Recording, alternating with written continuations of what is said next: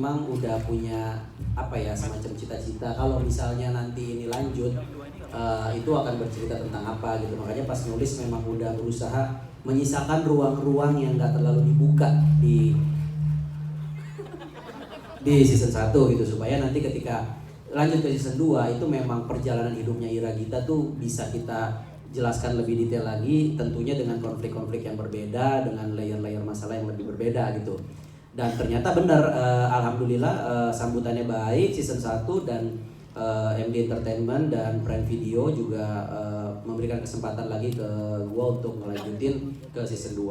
Dan hadirlah mereka semua di sini beserta karakter-karakter baru juga, ada Mona juga di sini yang memerankan sebagai tulangnya Marcel gitu. Jadi mudah-mudahan sih di season 2 ini ada pergeseran dari karakter yang mereka masih lucu-lucuan pacaran, mereka udah masuk ke fase yang lebih mature lagi, di mana mereka udah memasuki babak pernikahan gitu. Oke, dan kalau boleh tahu ini pertanyaan selanjutnya mungkin untuk Kak Aco dan juga Kak Ira ya, selaku penulis buku ya. Bagaimana sih proses kreatif dalam mengembangkan cerita Induk Gajah di season yang kedua ini?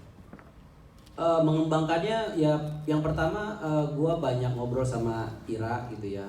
Meskipun cerita yang terjadi di season 1 itu bukan kisah hidupnya Ira sepenuhnya gitu, tapi bagaimana hubungan dia dengan mama itu yang menjadi pondasi utama dari Induk Gajah ini. Makanya Induk Gajah itu sebetulnya representasi dari mama yang disimbolkan sebagai induk gajah, yang punya makna filosofi ya, bahwa induk gajah itu selalu menjaga kawanannya gitu. Itu yang kita berikan di season 1. Dan gue banyak ngobrol sama Ira, kita ngobrol gimana lu pernah dijodohin sama nyokap lu tuh separah apa sih, kayak gitu-gitu. Hal-hal yang mungkin receh-receh tapi mungkin pernah dilakukan sama mama ke Ira, terus bagaimana Ira menyikapinya. Itu ternyata membuka mata gue kalau ternyata banyak hal-hal yang mungkin gue sebagai laki-laki gak pernah akan bisa rasakan gitu. Dan itu hanya bisa dijawab dari jawaban-jawaban yang pernah dilalui langsung oleh Ira. Makanya bener banget tadi ada yang wartawan nanya, ini kan bukan film tentang laki-laki tapi yang nulis laki-laki, gimana caranya lu bisa menyuarakan itu? Ya karena memang gue bertanya ke perempuan gitu. Karena di sini gue nggak pernah berani membuat sebuah reaksi yang mengatasnamakan perempuan, tapi itu atas dasar pemikiran gue gitu. Makanya suaranya Ira di sini perlu banget didengar. Jadi gue banyak ngobrol, banyak nanya, dan mungkin Ira ada yang mau ditambahkan? Iya. Halo semua. Halo. Aduh, ini aku biasanya ada duduk di bangku yang nanya. Ya kan tetap duduk di bangku iya juga. Iya sih, benar juga, tapi di sini. Oke, kalau untuk proses kreatif sama Bang Aco, sebenarnya kalau keterlibatan aku sendiri di sini tuh ya memang nggak terlalu apa ya, mencampuri ceritanya sendiri, tapi memang seperti yang tadi dikatakan sama Bang Aco melibatkan aku banyak banget gitu. Jadi kita ngobrol, kita sharing dari yang pertama juga, yang kedua juga pasti Bang Aco selalu ngajak aku ketemu untuk kalau misalnya ceritanya begini gimana nih, kalau misalnya si Ira nanti begini gimana. Jadi kayak memang banyak pemikiran aku yang akhirnya dimasukin juga sama Bang Aco di setiap cerita Ira yang ada di serialnya. Kalau dari aku sih seperti itu, Kak. Oke, ini mungkin dari sisi Bang Aco sama Kak Ira ya. Apakah ada pesan atau tema khusus yang ingin disampaikan kepada penonton lewat serial Induk Gajah season 2? Dari mungkin kalau mungkin dari Kak Ira boleh ya, awalnya ya. Oh, yang kedua ya? Yang kedua nih sebenarnya sejujurnya kan aku belum mengalami, karena kan aku belum berkeluarga di aslinya. Tapi sebenarnya kalau misalnya dari aku sendiri, karena aku waktu itu Bang Aco sempat, lu kasih sinopsisnya ya Bang ya? Iya. Kasih sinopsisnya ke aku dan the whole ceritanya gitu ya. Sebenarnya kalau misalnya untuk apa yang mau diangkat sebenarnya ya tentang kehidupan rumah tangga pasangan muda gitu ya, dan permasalahan-permasalahan yang ada di dalamnya. Tapi sebenarnya ada satu hal sih yang pengen aku iniin, cuman nggak boleh diituin ya Bang. Jadi maksudnya ada kenapa gitu yang terjadi di rumah tangganya Ira dan Marcel tuh sebenarnya kenapa? Sebenarnya ada itu yang cuman nggak bisa. Spoiler ya, tapi spoiler. Iya. Oke. Berarti ini di hold dulu ya, bikin penasaran semua yang ada yang ada dulu ya. Iya. Tapi maksudnya dan itu sangat personal buat aku sih sebenarnya. Gitu. Jadi penasaran aja nanti gitu. Penasaran. Jadi gitu. Oke, kalau dari Bang Aco gimana Bang Aco mungkin? Iya, sebetulnya sih ini tentang potret sebuah keluarga gitu ya, yang gue nulis ini dengan harapan yang terjadi saat ini kan kita lahir ada yang dari latar belakang suku A, suku B gitu, dan saat ini gue mengambil background story orang Batak gitu. Nah dari hal-hal yang pernah gue tanya-tanya ke perempuan-perempuan yang lahir dari keluarga Batak itu, memang mereka punya tekanan-tekanan yang mungkin gak dialami oleh perempuan-perempuan, apalagi laki-laki gitu ya, yang dari suku-suku yang lain gitu. Jadi menurut gue ini adalah sebuah suara yang mungkin bisa disuarakan juga lewat medium film. Dan secara personal gue juga punya anak, dan anak gue perempuan gitu. Jadi gue pengen ya setidaknya mudah-mudahan cerita ini bisa bikin mungkin 10-20 tahun ke depan orang-orang tua di Indonesia juga bisa lebih open minded gitu ya dalam menerapkan parenting dalam keluarga. Karena terkadang benturan-benturan itu selalu ada tuh, bagaimana perseteruan antara mengedepankan adat dengan kebiasaan-kebiasaan yang sudah banyak berubah sekarang gitu. Jadi harapannya orang tua yang menonton juga bisa paham kalau ya ternyata orang tua juga bisa salah, bisa harus terus belajar juga, bukan cuma anak gitu yang harus belajar, orang tua juga harus belajar. Yang harapannya nanti ya gimana caranya adat istiadat itu bukan lagi jadi sesuatu yang membebani, tapi mewarnai gitu di keluarga. Ya harapannya itu sih sebetulnya yang secara personal kenapa gua bikin cerita tentang Indo Gajah season 2 ini.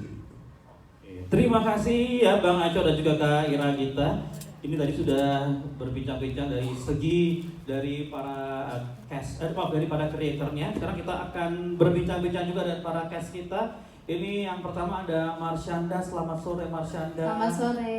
Iya, ini pertanyaan untuk Marsyanda nih ya. Salah satu faktor yang membuat Induk Gajah itu menjadi favorit penonton karena ceritanya yang relate banget sama kehidupan sehari-hari kita ya. Bagaimana sih cara Marsyanda membangun chemistry antar pemain di Induk Gajah season yang kedua ini? Membangun chemistry dari pertama kita reading sampai syuting itu nggak hanya penting saat terlihat di depan kamera gitu, saat kita lagi mengadegankan sebuah scene, tapi juga di balik take itu kita perlu mendekatkan diri terhadap satu sama lain, tahu personality-nya masing-masing, tahu sukanya apa, nggak sukanya apa sih yang bikin ketawa, apa sih yang bikin nyaman, dia sukanya ngobrolnya topiknya tentang ini, yuk kita coba, yuk kita gali lebih dalam supaya pada saat kita syuting itu udah nggak ada kecanggungan lagi antar pemain gitu. Terutama aku dan Dimas kali ya, yang di season 2 ini kita menjadi suami istri, sementara season 1 kita pacaran aja pura-pura kan gitu. Jadi perlu banget membangun chemistry yang biar ya udah jadi suami istri gitu. Oke. Kalau untuk Dimas ya, dalam serial Induk Gajah season 2 ini kan selain dramanya kuat, kita juga masih merasakan ya unsur komedinya di seperti season yang sebelumnya ya, season 1. Gimana sih cara menyeimbangkan antara membawakan komedi dan drama di Induk Gajah season 2 ini? Thank you pertanyaannya. Keren banget pertanyaannya nih, parah nih. Udah dibikin contekannya soalnya. Udah ada contekan. Udah ada contekan. Oke, ya pasti kan Induk Gajah season 2 ini tayang di 240 negara ya. Negara dan wilayah. Negara katanya. Aduh, Negara. mana nih briefing nih, salah nih. Nah, ya, sih kayak karena itu, cuman memang kebetulan kan kita ada preparation, ada reading juga. Jadi memang karakter Marcel dan Ira ini punya keterbatasan area yang dimana dia nggak boleh berkomedi karena memang konfliknya ada di situ, tapi biarkan orang sekelilingnya komedi, dan semuanya kan komedinya berdasarkan situasi. Dan jadi juga memang pada saat reading udah ketahuan akan seperti apa jokesnya, kurang lebih seperti apanya kita udah tahu. Jadi begitu take pun kita tetap udah punya tameng sendiri supaya nggak terkecoh dengan lingkungan di sekitar kita. Karena sisanya semuanya bercanda terus, cuman Marcel sama Ira doang yang serius di sini. Oh, jadi khusus untuk Marcel dan Ira itu nggak boleh berimprovisasi gitu, kalau yang lain boleh? Sebenarnya nggak cuma Marcel Ira sih, Mama pun juga marah-marah loh dia. Ada marah-marahnya, itu kan memang ada porsinya masing-masing di setiap scene gitu kan. Dan memang kebetulan porsinya Marcel Ira ini adalah porsi yang tag team untuk kabur dari tekanan orang tua. Jadi seperti itu. Jadi memang komedinya pun dibuatnya memang karena situasinya. I see, oke. Gitu. Oke, sekarang kita akan nanya juga nih sama Mama Tamara. Kok Mama Tamara? Mama Duma ya, Tamara Geraldine di sini berperan sebagai Mama Duma ya. Ini kalau kan selain ada Mama Uli di sini, ada Mama Duma juga yang karakternya sangat kuat, terutama di season yang kedua ini. Ini apa sih kalau untuk Kak Tamara sendiri, bagian yang paling menantang dari memerankan karakter Mama Duma ini dan bagaimana mendalami karakternya? Ya, terima kasih pertanyaannya. Memang ini di season 2 tuh jauh lebih sulit buat saya. Jauh lebih sulit dan jauh lebih beresiko. Karena pasti haternya makin banyak daripada season 1 gitu. Saya membawakan peran ini sebetulnya sangat bertolak belakang dengan kejadian saya sehari-hari gitu kan ya. Sebagai perempuan Batak yang nggak pernah hamil dan nggak pernah melahirkan gitu ya. Saya tahu tekanannya, tapi saya harus mengadegankan sosok ibu mertua yang memberikan tekanan gitu, harus hamil. Jadi sebetulnya seluruh adegan tuh berat buat saya ya. Bahkan ada adegan yang paling berat itu adalah ketika saya marah betul sama Marcel. Itu saya memang butuh direction dari seorang Aco waktu itu untuk bisa ngedalamin peran itu. Juga banyak dibantu sama ini ya, teman-teman satu cast. Yang saya kagumin dari produksi ini adalah memang segala sesuatunya tuh seperti didramatisasi. Tapi ketika kita reading, sutradara itu tahu persis kapan kita harus berhenti. Komedi itu maksudnya kadang kita mau tunjukin sesuatu, sutradara ini pegang kendali betul gitu. Harus dikomediin atau berhenti sampai di situ. Nah, ketika komedinya itu udah ya ujungnya di sini, walaupun kami masih merasa kalau ditambahin lucu gitu ya. Tapi Aco tuh pegang kendali banget gitu. Ini udah stop di sini. Dan ketika kita lihat ya, apalagi saya lihat teasernya gitu ya waktu penyedil, oh iya ya, saya ngerti gitu ya. Ada yang kita nggak bisa ngelihat dari helikopter view. Aco tuh udah ngelihat kayak konser gitu dari awal sampai ending. Dia udah ngelihat satu kesatuan gitu. Saya bersyukur ada di produksi ini. Saya belajar banyak. Oke, tadi Kak Tamara juga sempat bilang nih kayaknya siap-siap banyak haters ya.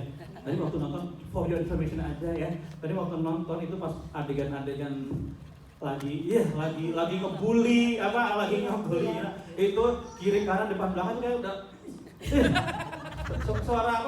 suara kayak nahan amarah itu udah keluar. Jadi mungkin tanggal 1 Agustus siap-siap aja IG-nya kalau nggak kuat iman, nggak kuat mental ya, komennya di lock dulu aja. Oke, boleh tepuk tangan dong untuk Kak Tamara yang lanjut ya. Dan selanjutnya kita juga ingin bertanya nih ke Paulus Simangunsong ya. Bisa diceritakan nggak ini kalau menurut Kak Paulus bagian pengalaman paling seru selama proses syuting Induk Gajah season 2? Pengalaman paling seru di season 2, kita menjadi semakin dekat. Tiba-tiba makanan menjadi lancar, pesan ditanya gitu. Jadi makan lebih banyak gitu. Saya terprogram untuk jadi gendut, tambah gendut gitu. Serunya adalah sebetulnya dari yang pertama sudah sangat seru. Bagaimana saya bisa bekerja sama dengan orang-orang hebat ini yang dari kecil hanya melihat mereka di layar, sekarang menjadi satu frame. Buat saya ini berkah luar biasa. Jadi semua pengalaman setiap hari seru. Bahkan kalau disuruh syuting pagi, saya selalu datang lebih pagi supaya bisa menikmati suasana lokasi. Oke, boleh tepuk tangan juga dong ya untuk Paulus ya. Ini selanjutnya pertanyaan dari saya akan kita berikan untuk Gita ya. Di sini kita tadi berperan sebagai Mona, sebagai Marsyanda. Nah, apa kalau baca nang tulang ya?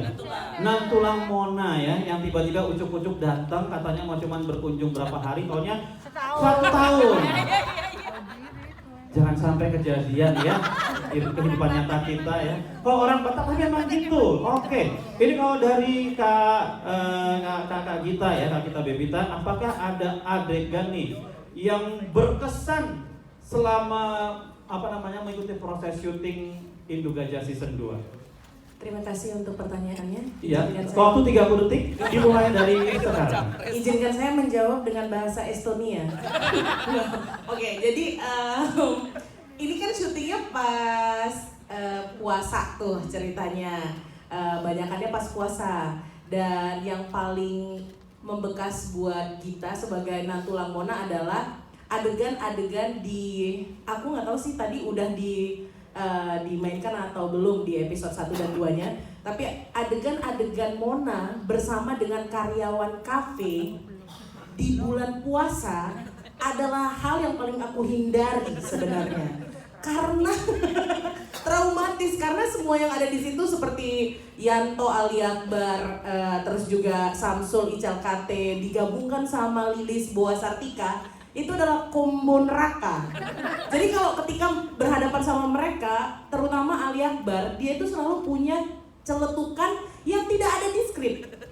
Tidak ada. Bang Aco ketika reading kita tuh nggak tahu akan ada seperti itu, tapi Ali selalu memberikan celetukan-celetukan dia yang luar biasa yang bikin aku harus serius, bisa ketawa sampai dimarahin sama Bang Aco. Ada banget itu momennya.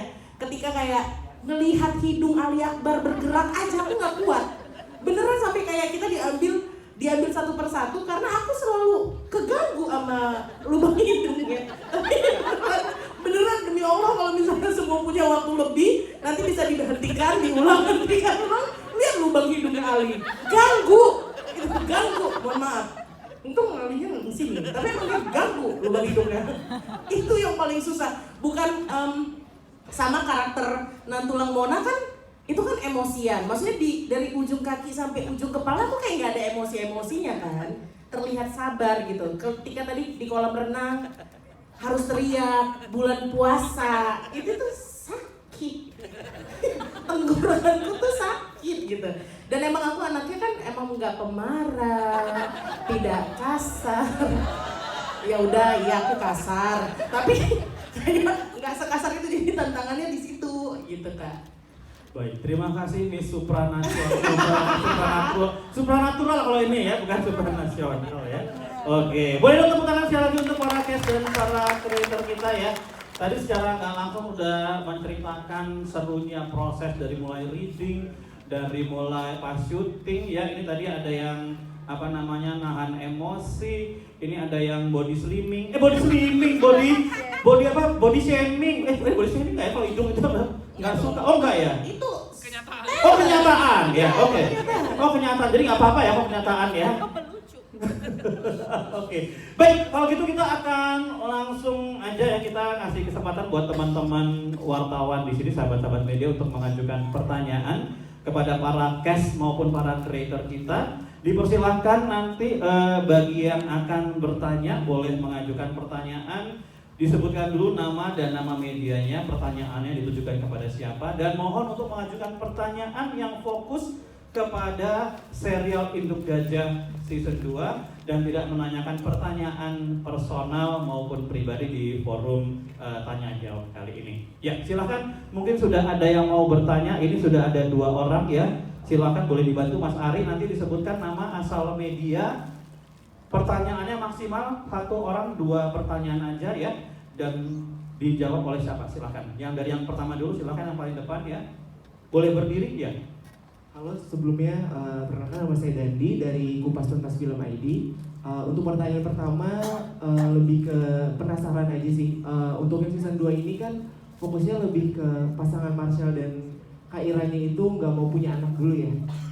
Itu aku agak penasaran kenapa sebabnya dari kedua pasangan ini nggak mau punya anak dulu. Padahal kalau dilihat kan sebenarnya dua-duanya sudah mapan ya gitu. Jadi dan sepertinya juga tuntutan dari kedua orang tua juga sudah sangat-sangat menuntut gitu. Jadi risetnya itu apa sih?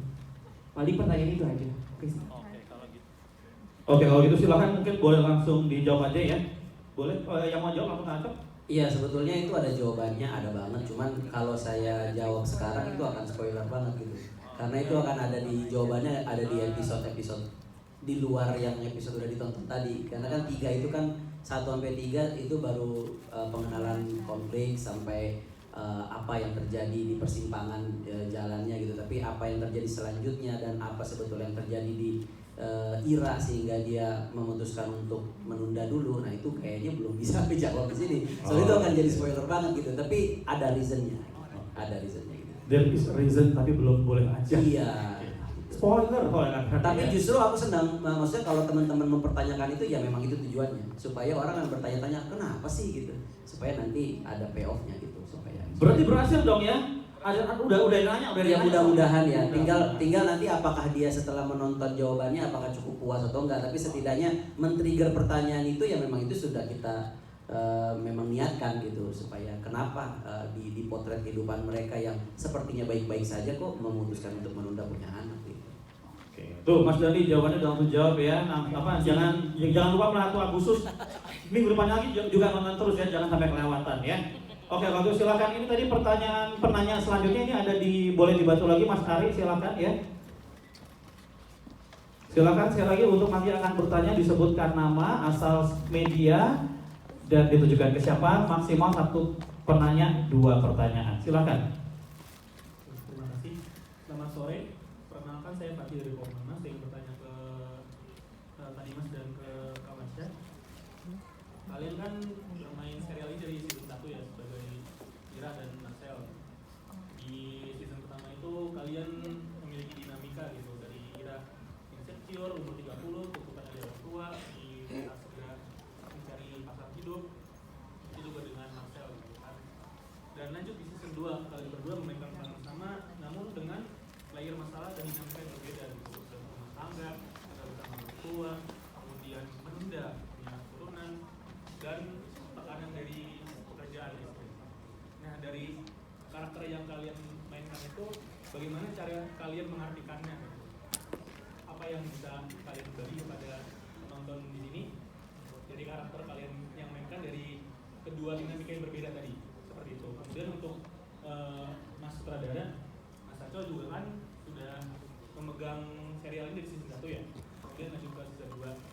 Dari kedua season itu tantangan dan perbedaan yang Kak Aco rasakan itu seperti apa? Karena kan beberapa pemerannya kan sama ya, seperti Kak Marsana sama Kak Dimas. Terima kasih. Ya, boleh. Gak apa-apa, boleh langsung dijawab dari Marsana dulu berarti ya? Ya. Oke. Mungkin yang lebih ke pergulatan di dalam diri Ira, menghadapi orang tuanya, ditambah lagi di season 2 mertuanya dengan tuntutannya itu, dan itu berasal dari budaya keluarganya memang seperti itu, dan dirinya sendiri maunya apa. Itu sih paling dinamikanya yang lebih apa ya, kayak antara apa nih yang aku pilih, aku juga sayang sama mama gitu, aku juga paham suamiku mau, mertuaku mau punya keturunan, tapi aku punya sesuatu yang menahan itu, apa yang nanti akan kita lihat nanti itu. Jadi gimana caranya dari semua perasaan yang campur aduk itu bisa jadi sesuatu yang ada solusi, yang menyatukan budaya, yang punya nilai, punya arti, dan ternyata jangan dilupakan begitu saja. Ini mungkin pesan yang lebih besar, terutama untuk anak-anak generasi zaman sekarang dan sesudahnya, bahwa ternyata di balik setiap alasan nilai-nilai kultur tertentu tuh ada maknanya yang indah. Gimana kita bisa tetap care sama orang tua kita, tapi kita tetap menjadi diri sendiri, komunikasinya seperti apa, apalagi kalau punya pasangan, gimana kita mengkompakan kedua kepala ini, yang kedua orang yang berbeda, untuk menengahi menjadi diri sendiri, tapi juga menghormati kultur di mana kita dilahirkan. Kita tidak melupakan itu, gitu. Itu mungkin indahnya Induk Gajah ini yang aku rasakan dan aku pelajari. Tadi pengennya nggak jawab, tapi dikasih mic. Ya, gimana ya? Ya sebenarnya sih sama ya kayak apa yang dikatakan sama kakak Caca. Dinamika itu banyak banget, dan ditambah lagi kan di season 2 ini kan sebenarnya karakter Marcel itu juga, ini spoiler nggak sih? Atau ya, coba ya. Kalau spoiler jangan. Oh iya, jadi bisa dibilang sebenarnya karakter kita ini yang tadinya kita beda jalur di season 1, di season 2 ini kan karakter Marcel sama Ira kan tag team untuk melawan orang tua kan. Gimana caranya nih kita harus alih. Tapi sebenarnya karakter Marcel itu juga nge-push Ira tanpa disadari. Dan namanya laki-laki kan maunya anaknya doang ya. Iya nggak sih? Makanya di season 1 dikasih tahu kan ya endingnya ya? Apa? Kontrasepsi. Iya. Udah dikasih, oh ya nggak Kan apa-apa itu ya? ada di trailer. Oh ya berarti nggak spoiler ya? Iya. Kurang lebihnya seperti itu kan. Tapi sebenarnya tanpa disadari, Marcel sama Ira sendiri juga punya konflik of interest tapi itu nanti akan diceritakan di episode berikutnya. Jadi nonton aja.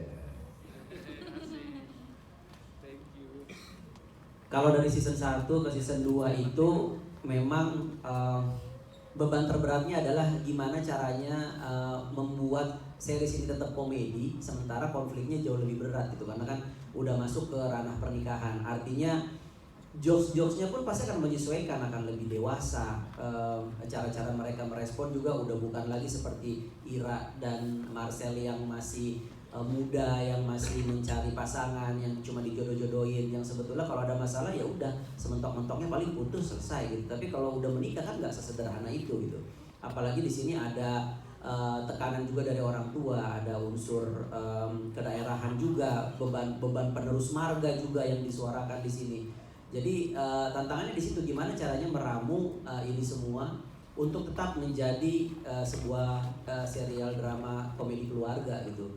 Ya pada akhirnya salah satunya adalah dengan menghadirkan karakter-karakter baru seperti Tulang dan Nantulang. Di satu sisi mereka menambah tekanan, tapi di sisi lain mereka juga memberi warna komedi tambahan yang tidak ada di season sebelumnya, itu satu. Terus gimana caranya juga penonton-penonton yang sudah mengikuti Ira dan Marcel dari masa mereka belum menikah itu bisa sama-sama berkembang gitu, sama-sama maju mengikuti ceritanya Ira dan Marcel, sehingga memang tidak bisa dipungkiri banyak jokes-jokes yang mungkin lebih dewasa juga di sini karena memang secara situasi mengharuskan ada itu gitu. Jadi itu sih yang paling gue pikirin banget waktu nulis tuh gimana caranya ya ini bisa tetap jadi series drama komedi, karena kalau misalnya komedinya diangkat ini sebetulnya konfliknya lumayan berat gitu ya. Ada tekanan dari mertua, ada tekanan dari meneruskan marga, juga ada macam-macam lah gitu yang kalau misalnya disebutin di sini nanti takutnya jadi terlalu spoiler.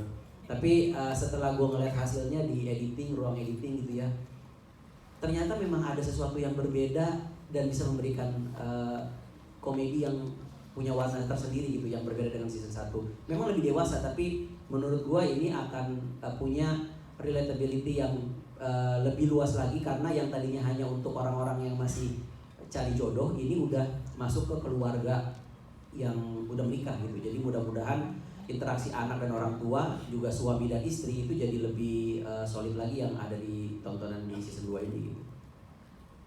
Oke.